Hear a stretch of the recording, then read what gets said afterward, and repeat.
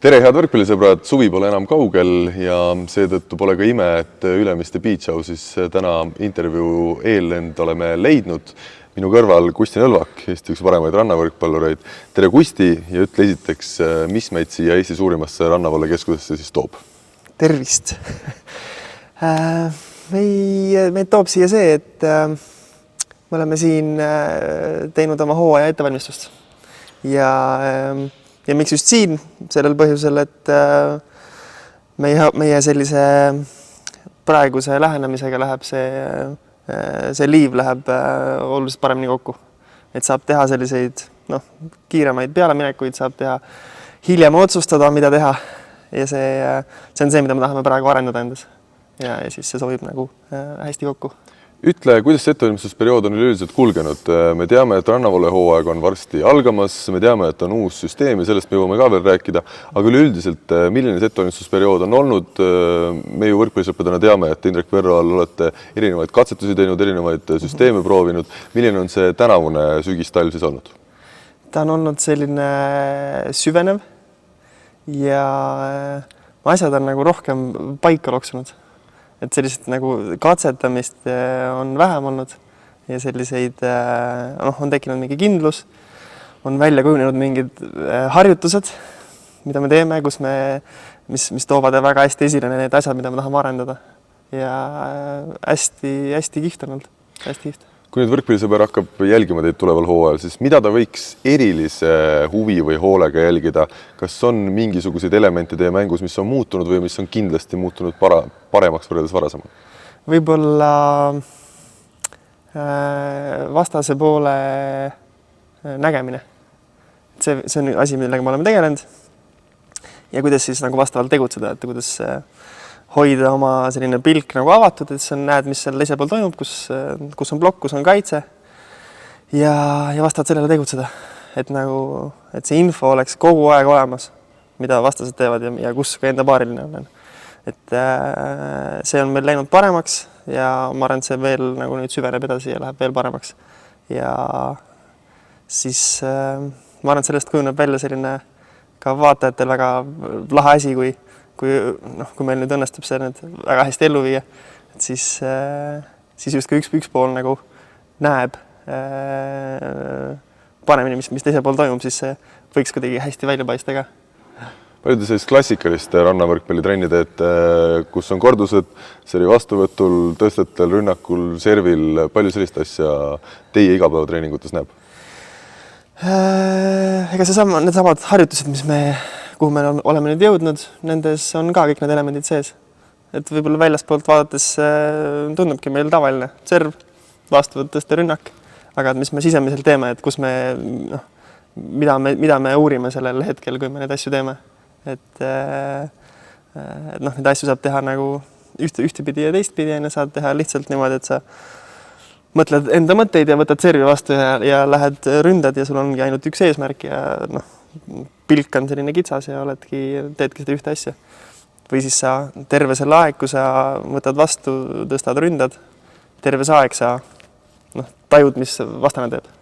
Et sa saad niimoodi nagu arendada, et sa kasutad seda vastaspoole vaatamist nagu terve harjutuse vältel, siis see läheb nagu juba automaatselt paremaks. Milline on jõusaali osakaal täna teie treeningutes? Jõusaalis käime küll mingi 2-3 korda nädalas. Ja. Et on ka ikkagi nagu natuke vähem kui palli osa, aga on tugevalt sees. No Indrek Verro on treener juba mitmeid aastaid olnud teil, aga kelle koos te trenni teete? Kas Dmitri Korotkov ja Jaan Rebel on peamiselt need mehed, kellega te igapäevaselt treenite? Jah. Ega meil kedagi teist siin võtta ei ole, aga nüüd ongi meil see laagriplaan ja seal on meil siis maailmakarika kutid ootavad seal rannavõrkpallurite või Euroopa rannavõrkpallurite sellises talvises mekas Tenerifel. Ja Mart on juba sinna ära läinud, sind ta ei oodanud, sul oli kerge haigus sinna, aga nüüd saad ka järele. Ja tegelikult ma saan aru, et see laagerdamise plaan on nüüd ikkagi teie jaoks ennenägematult pikk, et te jääte mitmeteks kuudeks. Kus siis täpselt minnakse? Mitte ainult Tenerife ei ole teid ees ootamas, vaid veel kaugemad paigad ka? Ja, meil sükene kuu aega oleme umbes Tenerifel see tuleb selline hea tugev laager. Ja siis on edasi maailmakarika etapp Mehhikos. Seal nüüd ei ole kindel, kas on 1 või 2 etappi. Üks on kinnitatud, teine on veel selline, käed on kokku löömata veel neil ja ehk siis ei tea veel, kas toimub ja kus toimub. Et Mehhiko on nagu üüratult suur riik. Et elame-näeme, et need lennupiletid osta on ka selline, et võtad kuhugi kuupäev ära ja loodad, et ei pea väga palju neid vahetama hakkama. Et suht müstika. Aga siis on 1 või 2 Mehhikos ja siis on Brasiilias etapp. Ja Brasiilia etapiga nüüd nihutati nädala võrra hilisemaks ja alguses pidi ka seal olema 2 etappi. Ühesõnaga, need on natuke lahtised veel asjad. Aga jah, ja siis pärast seda tuleme tagasi. Et selline pikk Lõuna-Ameerika reis ootab ka veel ees. Täpselt ei tea, mitu turniiri mängime veel ja kus, aga sinna me lähme ja seal mängime nii palju, kui saame. Kui palju sellest kalendrist nüüd täna teada on? Selge peaks olema see, et teie täna ei kuulu Mardiga nende siis 16 väga õnneliku mängija sekka, kes hakkavad seda kõige kõrgema tasemega turniirisarja vähemalt alguses mängima. Kui palju te ise hetkel teate sellest süsteemist ja kuivõrd tõenäoline on siis jõuda lähiajal sinna 16 parema sekka? Sellest süsteemist ei ole väga palju infot välja antud. Meil anti nagu sellist, avaldati mingi kalender, kus ongi need hooaja alguse turniirid, 2 või 3 ja sellest järgmised turniirid praegu, mis on kinnitatud, on oktoobris. Suvi. Hea rannavõrkpalli aeg. Jah, sel suvel on küll Euroopa meistrikad ja maailmameistrikadena, aga nagu neid tuuriturniire sinna kinnitatud praegu ei ole. Meile küll anti sellised väiksed nagu lubadused või mitte lubadused, vaid et vihjed, et nad on ikkagi turniire kinnitamas Euroopas nagu suvel ja et ikkagi tuleb, aga need kuupäevad, millal need pidid nagu avalikkuse ette jõudma, on kogu aeg nihkunud. Et neil on ka palju probleeme selle suure muutusega, aga praegu seal Eliit 16 hulgas oleks olla väga mõnus. Neil on kogu suvi on turniirid ja kõik kalender on neil täpselt paigas ja et nendest keegi ei kritiseeri neid korraldajaid, et kritiseerivad need, kes tahaksid ka suvel rannavallet mängida, aga ei pakuta võimalust. Aga ütleme, kui me räägime eesmärkidest, siis võiks ka üks selge eesmärk olla selleks suveks see, et te murrate ennast võimalikult varakult sinna 16 parema sekka ja saate siis neid hüvesid nautida, mis kõrgema tasemega turniirisari pakub. Jah, praegu on selleks 2 turniiri. Kas on võimalik, et nende 2 turniiriga juba pääsete sinna? Ei tea veel. Ei ole seegi selge? Ei ole selge.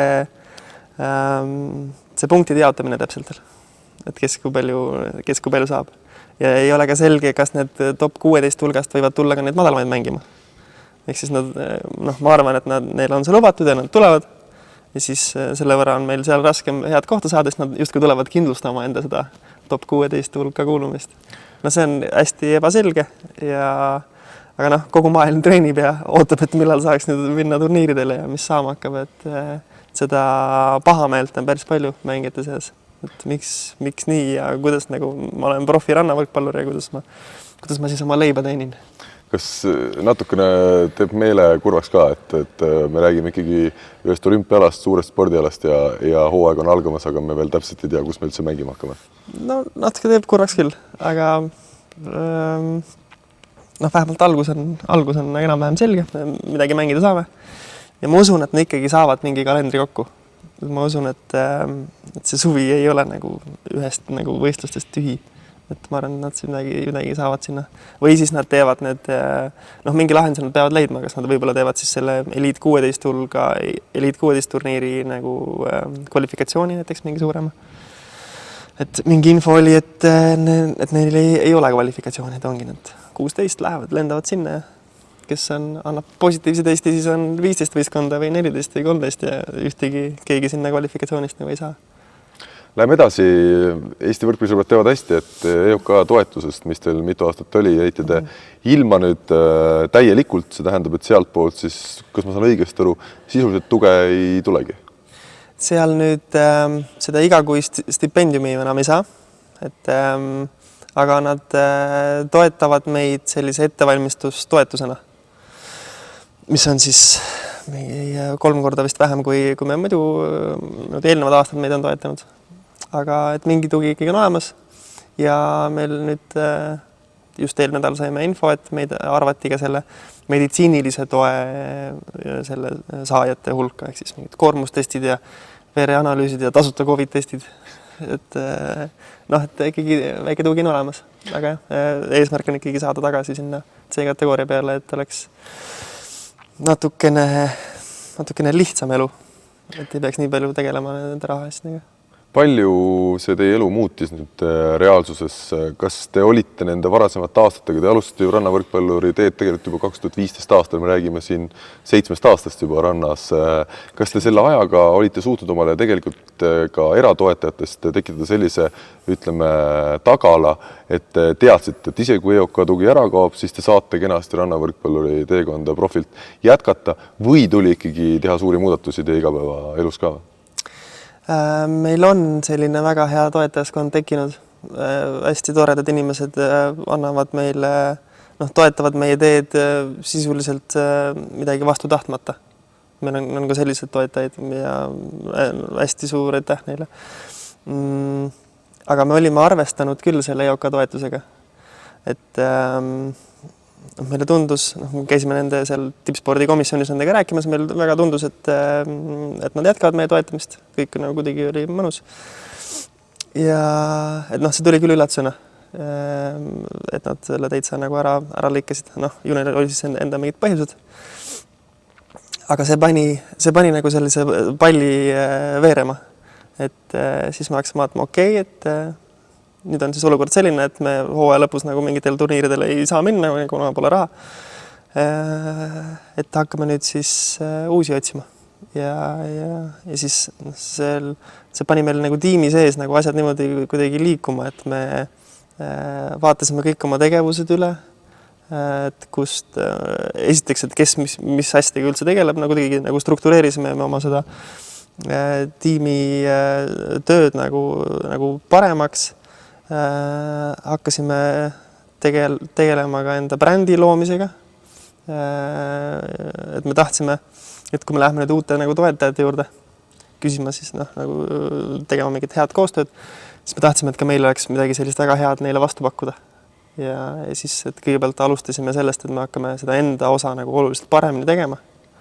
Ja siis lähme selle parema asjaga nagu mingite ettevõtete juurde ja pakume mingid lahedaid väljundeid neile. Et see on nagu sellise positiivse tõuka andnud meile.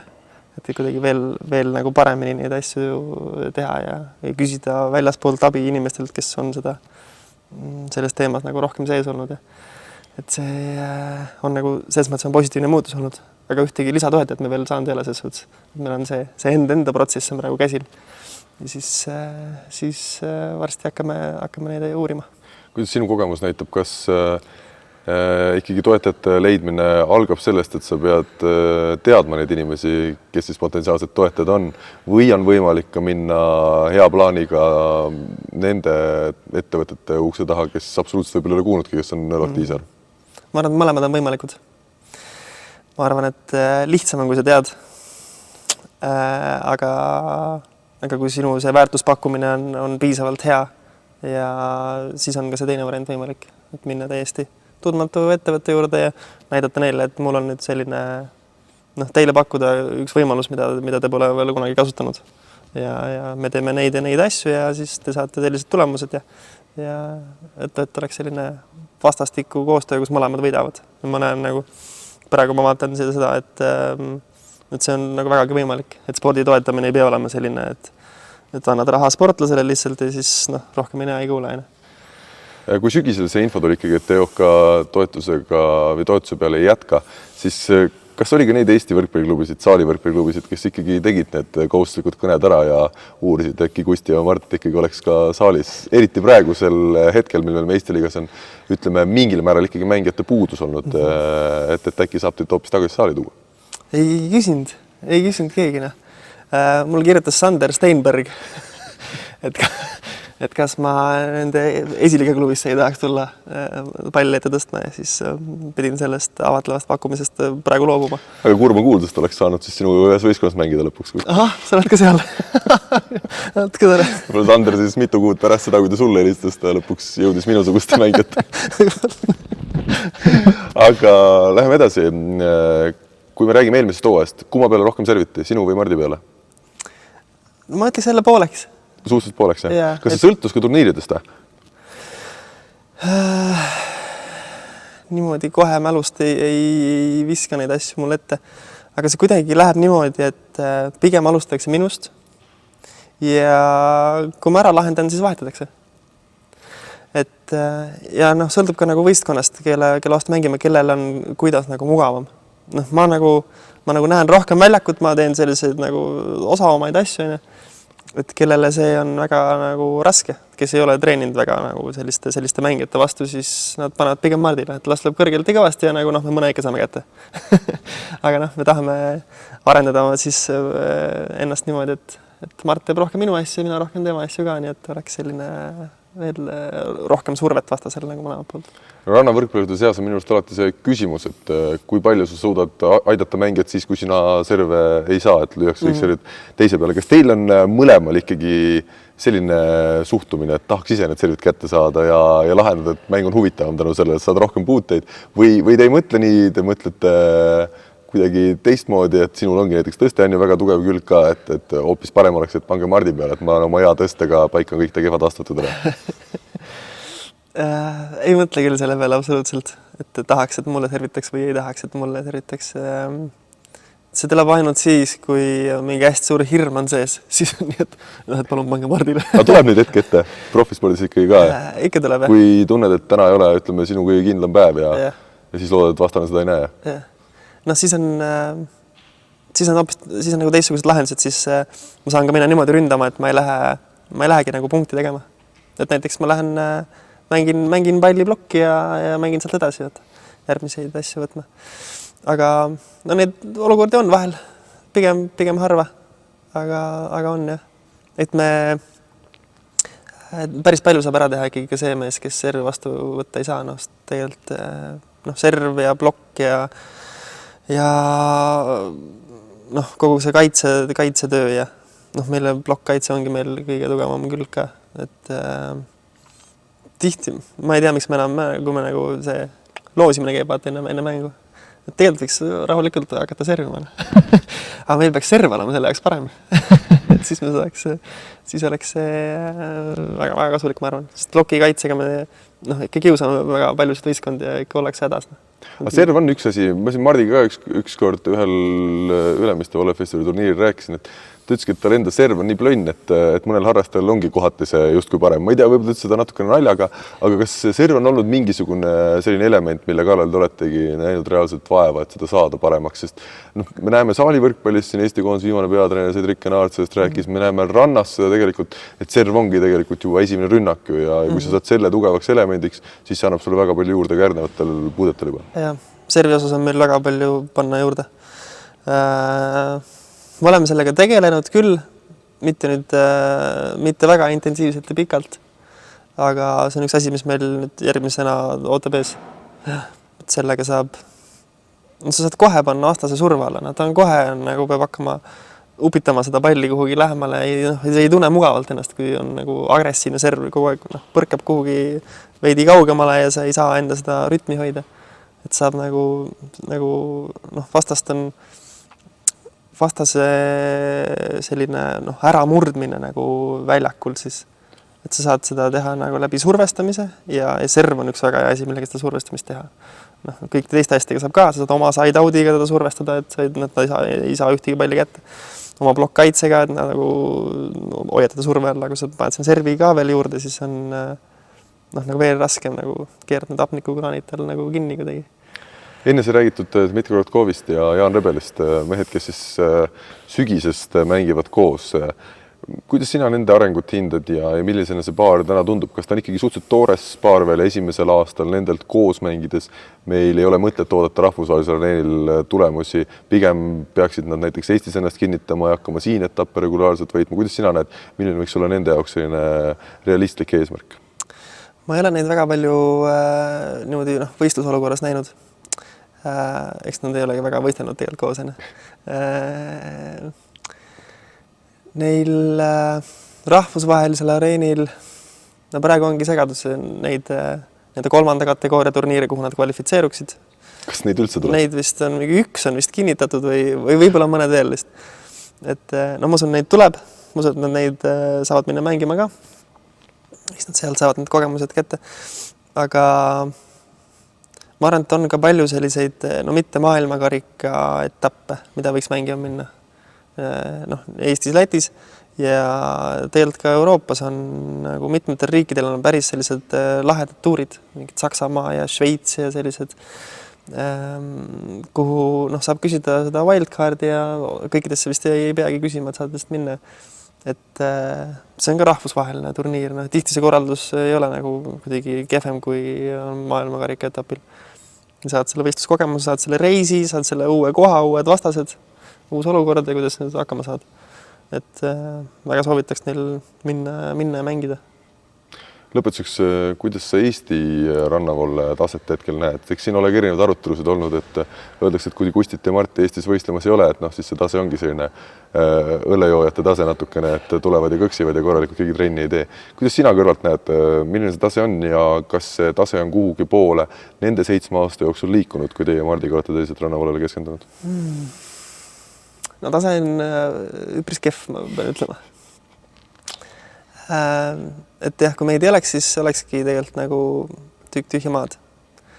7 aastaga. No taset tõstavad need head saalivõrkpallurid, kes käivad mängimas. Et selliseid mega liiva peal teisi proffe ei ole, vaata. Et kui nüüd tuleb koondisest veidi vabam suvi nendel kuttidel, siis on jälle oodata kõrgemat taset. Aga ootan neid kõiki randa. Taga ja meelega mängis nendega. Ja mis ega sealt saalist nagu võib tegelikult täitsa liiva peale ära tulla ka. Ei ole välistatud. Et täitsa nagu soovitan. Et miks mitte? Et tulla tõsta meie rannavoole taset hoopis niipidi. Ja ma küsin siinkohal siis ka selle küsimuse ära, et kui nüüd 2 Eesti saalikoondise liiget sinu vabal valikul tuleksid treenima aastaringselt randa, millise paari sina kokku paneksid? Lõpetame selle intervjuu sellise natukene lõbusama küsimusega. No Robert Tähe võtaksin. Kaitsemängijaks siis? Jah, kaitsemängijaks. Ma tean, talle väga meeldib ka rand, nii et see on hea variant. Ja kelle veel võtaksin sealt? Kedagi pikemat oleks seda kõrvale, jah? Oleks väga pikend, aga ilmtingimata ei pea. Nad tihti nagu on ka selliseid paare, kes käivad kordamide blokis ja on nagu väga mitmekülgsed. No Tepp on muidugi hea sõber Tähega, aga samas Tepp on ka ise öelnud, et tal rannas üldse kuidagi sammud ei läärita. Jaa, no las ta taob saalis. Teppanit ei kutsuks, jah, kutsuks mingi... Ega ma vaatan, ega sealt... Nii head seisud ikkagi ei ole. Nii head seisud ei... Kui ma vaatan mingid pikkasid, Venno oleks muidugi hea, aga võiks olla mingi selline võib-olla nõksa noorem, kes saaks nagu veel päris mitu aastat rannas mängida. Ikkagi Tammearu tagasi tõmmata randa. See oleks küll lahe mõte, jah. See oleks... Sellega ma olen nõus. Ma tean, Marti Juhkami on mõelnud ranna peal. aga ka ilmselt... võib-olla ka nagu natuke naljaga, aga jah. Marti Juhkami oleks ka rannas väga hea, ma arvan. Nii et Täht Juhkami jääb siis või Täht Tammearu, mis ideaalne Eesti võib-olla neil on selline kolmik. On selline kolmik, et kui Juku peab olema oma kaksikutega kodus, siis tuleb Märt ja saavad vahetada, vaata. Ja.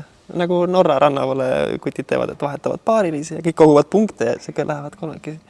Sümbioos. Jah. selge, aga Kusti, tundub, et täna on aeg meil võtta jutuotsad kokku. Suur aitäh sulle selle intervjuu eest. Jääme siis ootama huviga teie esimesi tulemusi välismaalt. Millal täpselt see esimene turniir Mehhikos peaks siis algama? See vist oli 17. märts.